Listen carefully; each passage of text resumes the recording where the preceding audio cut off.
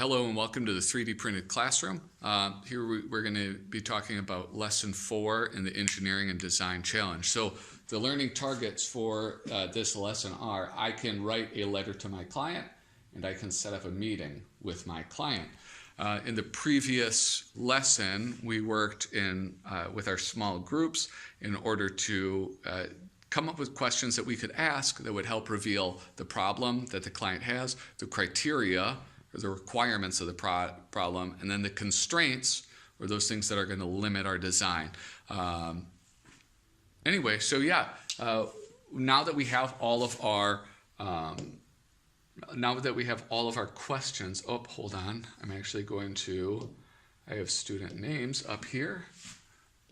So, all right, so now that we have all of our questions, now it's our job to reach out to the client. And so this is again where I tie in English language arts to our science instruction.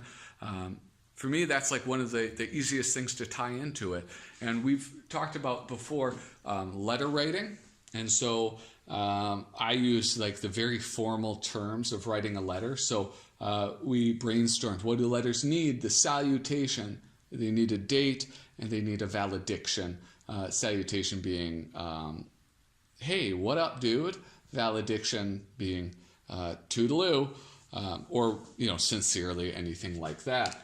Now I laid out, these are my requirements for the student letter. One, you got to introduce yourself. Now we know who our clients are at this point, but they don't know who we are. So I wanted the students to introduce themselves. I wanted the students to explain what they are doing and ask for a time where they can meet, and then also making sure that it's clear that we need to hear back from you. Especially, if you are working with somebody, it's okay to say, I need this information by this time. We're on a schedule. We are a third grade classroom, and it's getting towards the end of the year, so we can't mess around with waiting to meet, in 2 weeks from now. So once students have held their interview with their client and gathered that information, they have to sort through everything. What ended up happening, we have the 8th grade mentors that go with the students.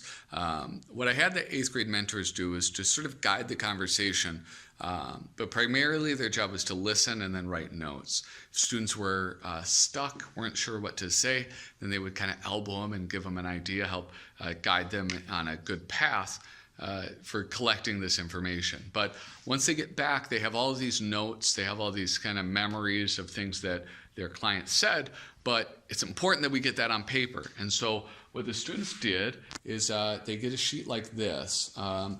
So the first thing that they have to do is write down what their client name is and the problem as they understand it.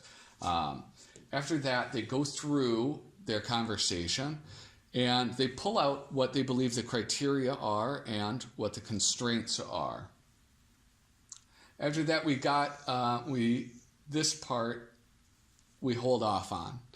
This is what possible solutions have you found? And so this is something that we get into a little bit later when we get into the learning portion of our engineering design challenge. So with the interview, we are defining that problem, and then after the interview happens, we're going to learn about the problem. And so I'll be talking about that in the next video, lesson 4. So thanks so much for watching. If you want to subscribe, do that. If you want to share the video, that'd be cool. If you have any questions, just leave them in the space below. Thanks so much. Toodaloo.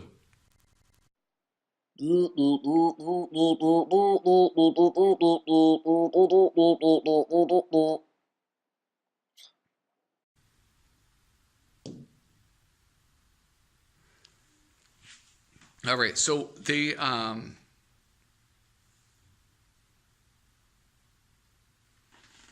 I gotta stop.